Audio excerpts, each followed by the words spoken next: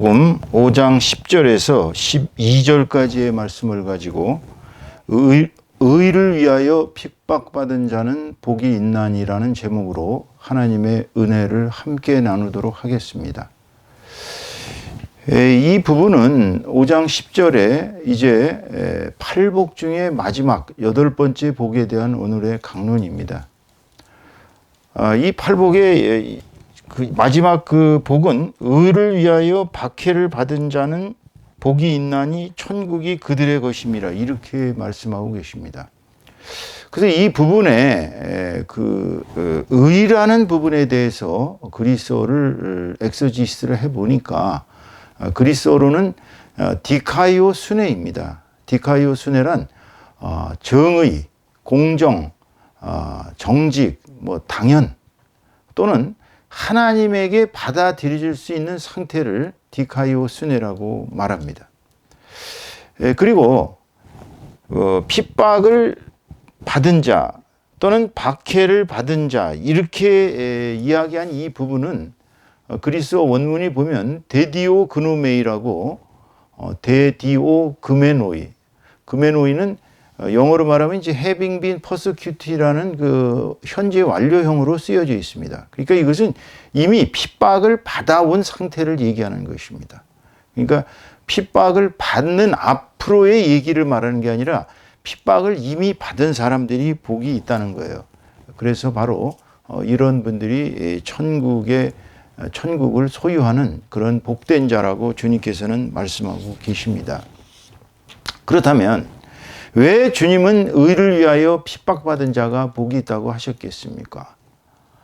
그것은 팔복의 첫 번째 복인 영적으로 빈곤한 자들, 즉 우리는 이제 성경에서는 심령이 가난한 자는 복이 있나니 천국이 저희들의 것이며라고 했던 것처럼 이제 의를 위하여 핍박을 받은 자, 박해를 받은 자는 복이 있어요. 왜냐하면 바로 그들이 천국을 소유할 것이기 때문입니다. 똑같은 그러니까 첫 번째 팔복의 첫 번째 복, 심령이 가난한 자 또는 영적으로 빈곤한 자와 이제 8번째 복인 의를 위하여 박해받은 자 또는 의를 위하여 핍박받은 자와 상관관계로서 이제 이걸 우리가 이제 수미 상관법이라고 그러는데 머리와 끝이 팔복의 처음부터 끝까지 천국을 소유하는 사람들의 자격 요건을 말하고 있습니다. 그렇다면 왜 영적으로 빈곤한 자들은 사실상 어떤 사람들입니까? 그런 사람들은 자기 자신을 겸손히 내려놓은 사람이라고 말씀을 드렸죠. 겸손히 내려놓고 항상 남을 먼저 인정하고 나와 남을 구별하지 않고 남을 먼저 인정하고 특히 예수님이라는 구세주를 마음에 받아들일 수 있는 사람. 처음부터 영적으로 뭔가 갈급한 하나님 나라를 갈급해 하면서 예수라는 구세주를 자신의 주인으로 받아들일 수 있는 그런 사람이 영적으로 빈곤한 자의 특성이고 그런 분들은 하늘나라를 소유하는 것으로 그렇게 말씀하고 계십니다. 이런 사람들은 사실상 현실의 불의에 부딪혔을 때 마음이 편할 수가 없어요. 그러니까 우리가 이 주변에 일어나는 어떠한 그 불의의 상황 또는 주변에 일어나는 주변 이웃들의 곤란한 상황 이런 걸 보고서 자기는 아무 관계가 없다라고 마음을 딱 닫으면 이미 그 사람은 하나님의 계명을 어기는 거나 마찬가지죠. 왜냐하면 하나님께서는 당신을 사랑하듯이 이웃을 사랑하고 그렇게 가르치고 계신 것이거든요. 그런 분들은 이웃의 고통이 자신의 고통입니다. 사실은 이웃의 고통과 자신의 고통을 동의로 하고 이웃의 슬픔과 역경은 곧 자신의 슬픔이요 역경입니다. 그래서 이런 분들은 불의를 참지 못합니다. 또 주변의 고통과 주변의 슬픔과 역경을 참지를 못해요. 왜냐하면 그의 영혼이 안일한 자세로 자신의 안일과 이익만을 위하여 조용하게 그저 자기 자신이 혼자서 평안하게 사는 것이 아니라 이웃의 고통을 위해서 이웃이 당하고 있는 불의를 위해서 자신이 나아가기를 원하는 그러한 사랑의 실천을 마음속에 가지고 있는 아주 귀한 영혼의 그런 거룩함을 가지고 있기 때문입니다. 근데 문제는 이렇게 의를 위하여 나서는 사람들 치고 핍박을 안 받는 사람들이 없다는 거예요. 여러분, 우리말에 모난 돌이 얻어맞기 쉽다고 그렇게 속담이 있습니다. 그러니까 의를 위하여 핍박받은 자 또는 박해받은 자는 사실상 모난 돌이기가 쉽습니다. 주변 사람들에게 뭔가를 영향을 주다 보니까 주변 사람들의 주목의 대상이 되고 주변 사람들의 또 비난의 대상이 되고 그저 평안하게 일신의 안위만을 위해서 살아가는 사람들에게는 그런 사람들이 매우 불편한 사람들입니다. 왜냐하면 그들이 바로 자신들의 양심을 일깨우기 때문이죠. 특히나 예수님의 제자들은 예수님이라는 어떤 그 하늘에서 오신 구세주의 복음을 전하기 위해서 그들은 구세주를 전하는 것이 바로 그들의 의였습니다. 그렇기 때문에 그 사람들은 불신자들에게 복음을 전하는 것이 자신의 사명이었기 때문에 복음을 전하다 보면 나름대로 엄청난 고통을 받았던 것이 사실입니다. 제가 경험한 일화를 하나 말씀을 드린다면 보스턴에서 제가 전도사로서 서부 지역을 매주마다 토요일날 일요일마다 수백 리를 돌아다니면서 가가하고 다니면서 복음을 전도를 했습니다. 이게 복음 전도하는 생활이 몇 개월을 지속되자 교회가 대단히 영적으로 상당히 각성을 했던 것 같아요. 그러자 이제 주변에 많은 분들이 이제 그 한상윤 전도사가 이제 자기네 집에 왔다 갔다 이런 식으로 교회에다가 계속 시그널을 줬습니다. 그러니까 그게 이제 수백 리를 가서 전혀 저는 몰랐는데 자기네들끼리 이제 계속 이야기가 돌았던 거예요. 물론 뭐 교회를 다니다 안 다니신 분들 그런 집도 찾아갔고 또 전혀 예수님을 한 번도 접해보지 않은 사람들도 찾아다녔는데 이제 교회에서 K 장로님께서 연세가 이제 지긋하셨습니다. 70대가 넘으셨는데 세탁소를 운영하시면서 상당히 부유하게 사시는 장로님인데 자기가 이제 그 아틀란타인가 어디로 이제 이주를 가신다는 거예요. 그 이주를 가시기 전에 자기가 나한테 같이 전도를 다니면서 전도하는 것이 어떠한 방법으로 전도를 하는지를 좀 배우고 싶다 그러면서 70대 되시는 장로님께서 젊은 저를 수종을 드시겠다 그러면서 이제 자동차를 본인이 직접 운전하면서 같이 다녔습니다. 그러니까 생각해 보세요. 70대 장로님은 운전을 하고 저는 젊은 전도사가 옆에서 쿨쿨 자는 막 그런 불합리함도 있었습니다. 왜냐하면 워낙 제가 일이 많다 보니까 좀 어쩔 수 없이 피곤해서 졸았는데 그날은 이제 그 장로님하고 저희 전도팀들이 어느 그 아주 불교 신자인지 어쩌는지 하여튼 무신론자의 집안을 찾아갔습니다. 왜 찾아가냐면 그 집은 이제 아드님과 그 어머님이 사실은 예수를 구세주로 받아들이고 싶어 했습니다. 교회를 다니고 싶어 했는데 그 아버지가 대단히 완강하고 완악해서 전혀 허락을 안 하는 그런 집이라는 것이에요. 그래서 저희가 그분을 설득하기 위해서 같이 K 장로님이랑 찾아갔습니다.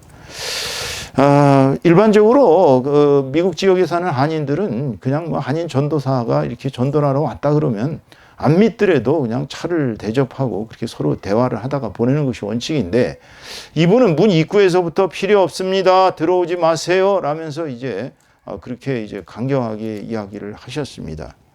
그래서 첫날은 그냥 좋게 얘기를 하고 그냥 왔어요. 밖에서 얘기를 하고 왔는데 그 다음 주에 또 찾아갔습니다. 찾아갔더니 그때에는 이분이 화를 벌컥 내면서 그 70 먹은 장로님을 이렇게 밀쳐가지고 그 장로님이 길거리에 쓰러지셨습니다. 참 황당하더라고요. 그때 저는 이제 의를 위하여 박해를 받은 자는 복이 있나니 천국이 그들의 것이며 라는 말씀을 생각하고 그 장로님을 제가 좀 위로를 해드렸습니다. 장로님 이제 복을 받으시겠습니다. 이렇게 핍박을 많이 받으셨으니까 장로님은 하나님께서 옳게 보실 거라고.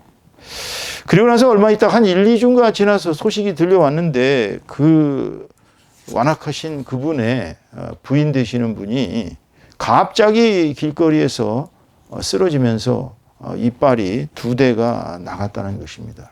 2대가 부러졌다는 거예요. 그래서 저희는 그때 그렇게 해석을 했습니다. 부인을 통해서 정말 그 남자분을 전도하기 위한 하나님의 뜻인가 보다. 왜냐하면 이제 하나님께서 그를 사랑하면 옆 사람부터 치십니다. 하나하나 이제 부인을 치고 자식을 치고 이렇게 치셔서 결국은 본인을 치는 단계에 가면은 이제 그때는 많은 피해를 보는 것이죠. 하나님께서는 사랑하는 사람에게 그렇게 고난도 주십니다. 여러분 잘 아시는 일제 때 주기철 목사님, 손양원 목사님, 김영 목사님, 문중경 목사님 등 이런 분들 정말 일제 때 순교를 당하셨습니다. 일제의 신사참배를 거역하고 우리는 그렇게 못하겠다고 그러고 신사참배를 거역하셨어요. 6.25 때는 또 어땠습니까? 6.25 때 공산군들이 교역자들을 약 358명을 학살했습니다. 그래서 358명이나 되는 목사님들이 순교하셨어요. 그분들은 순교자의 반열에 오르신 거죠. 왜냐하면 죽기까지 예수를 부인하지 않고 순교를 당하셨기 때문입니다. 여러분, 하나님의 말씀을 전하던 구약시대의 선지자들 또는 신약시대의 사도들 중에서 제명에 죽은 사람은 별로 없습니다. 특히 신약시대 12사도 중에 제명에 죽은 것은 사도 요한밖에 없습니다. 그러나 그분도 아시다시피 로마에서 끓는 가마솥에 집어 던졌는데 그 가마솥에서 천사들이 그를 보호해서 살아남았고 기적같이 살아남았고 반모아섬으로 끌려가서 광산에서 중노동을 하시면서 요한계시록을 쓰셨습니다. 그리고 나서 결국은 풀려나서 이제 에베소에 가서 예수님의 어머님 성모 마리아와 또 이제 예수님을 끝까지 추종했던 그 막달라 마리아와 함께 그 어머님을 모셨던 그러한 의로운 생을 사시고 사랑의 사도라고 불리셨어요. 그러나 그분 빼놓고 나머지 사도님들 아시다시피 전부 처형당했습니다. 십자가에 순교당하신 분들도 있고요. 특히 구약시대 선지자, 우리가 선지자 중에 가장 많은 작품을 접하고 있는 그 이사야 선지자는 아시다시피 히스기야 왕 시절에 19살 때 사역을 시작해서 약 50년을 사역했는데 히스기야 왕 시절에는 대단히 우대를 받았습니다. 히스기야 왕이 아시다시피 엄청나게 경건하고 정말 구약시대에 하나님 보시기에 합당한 그러한 왕들은 몇 명 안 되는데 그 중에 하나가 바로 히스기야 왕 시절이었습니다. 그러나 이사야 선지자는 히스기야 왕한테 죽기 전에 그렇게 얘기했다고 합니다. 히스기야 왕 죽기 전에 당신 시절에는 이렇게 내가 선지 활동을 했지만 당신 아들은 전혀 이제 하나님을 믿지 않고 이제 사단을 섬기는 그러한 사악한 성품을 가지고 있어서 결국 내가 그자의 손에 죽을 것이 뻔하다라고 그렇게 예언을 했습니다. 그렇습니다. 그래서 히스기야 왕 돌아가고 므낫세 시절에 이사야 선지자는 광야에서 선지자들하고 같이 생활을 했습니다. 그러자 거짓 선지자, 가짜 선지자인 벨키라라는 사람이 왕에게 무고를 했습니다. 이사야 선지자는 자칭 선지자이며 정말 이 나라를 뒤집어 엎기 위해서 왕을 쫓아내기 위해서 지금 역모를 꾸미고 있습니다라고 거짓 고발을 했습니다. 므낫세 왕 아시다시피 가장 악질적인 가장 우상 숭배자요 정말 주님의 뜻과는 전혀 반대되는 그러한 정말 악한 왕 중에 악한 왕이었고 므낫세 때문에 주님께서 유다 나라를 멸망시키시겠다는 이야기를 할 만큼 그렇게 므낫세는 아주 사악한 왕이었습니다. 결국 므낫세 이사야 선지자를 잡았죠. 잡아가지고 결국은 톱으로 썰어 죽였습니다. 왜 톱으로 썰어 죽였냐면 그 중간에 도망을 가는데 광야에서 도망을 가는데 큰 거목이 있었어요. 근데 그 거목이 갑자기 껍질이 벗겨지더니 큰 구멍이 생기면서 이사야 선지자를 그 속에 들어가서 감추게 했습니다. 감췄는데 결국은 므낫세가 그 이사야 선지자 나무에 있는 이사야 선지자를 톱으로 썰어서 죽인 것입니다. 여러분 우리가 바돌레오모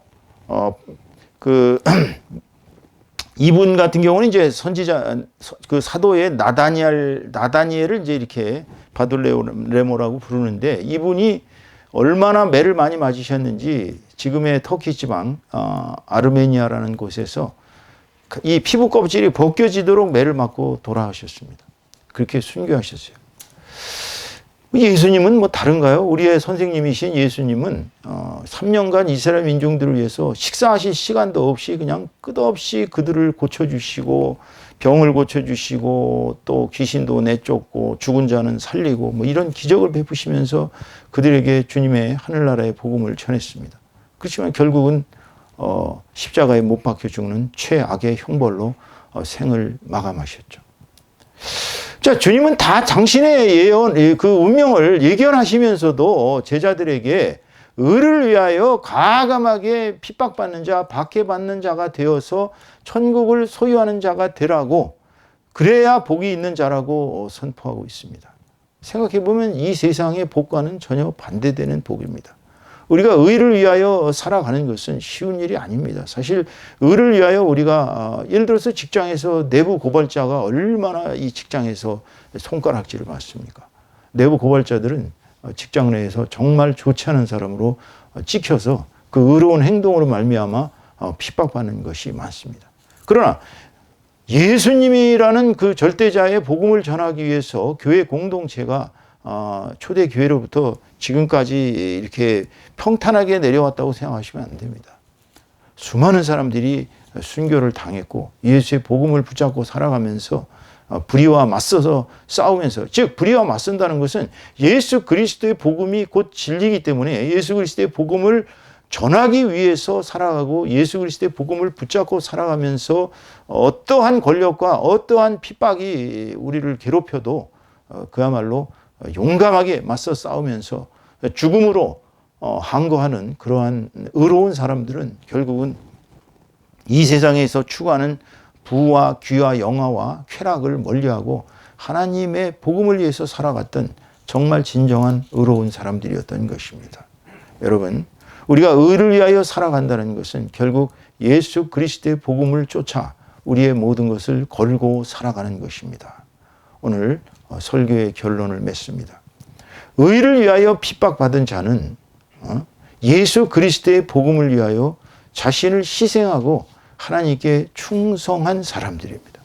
이런 사람들이 당연히 하나님 나라를 소유할 수 있는 권리를 획득하게 되는 것이고, 하나님 나라는 그런 분들에 의해서 기둥이 세워지고 그런 분들에 의해서 이 땅을 영적으로 정복하고 이 땅을 하나님 나라의 평화와 자비와 긍휼과 또 모든 온갖 덕스러운 것으로 가득 채운 전쟁과 투쟁과 갈등과 모든 인간의 그런 어떤 욕심 또는 인간의 그런 그 변화무쌍한 감정에서 나오는 것이 없이 정말 평화롭고 이 세상의 모든 슬픔을 이겨내는, 이 세상의 모든 고통을 이겨내는 정말 이 땅의 천국으로 낙원으로 그 속에서 살아가면서 살아서는 하나님께 축복을 받고 죽어서는 영생의 면류관을 받는 정말 복된 사람들이 되는 것입니다.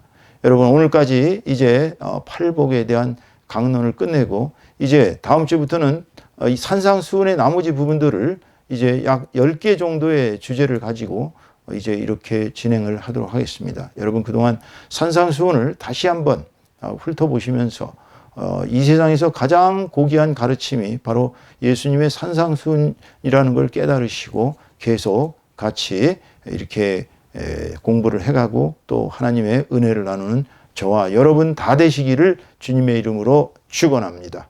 축원합니다.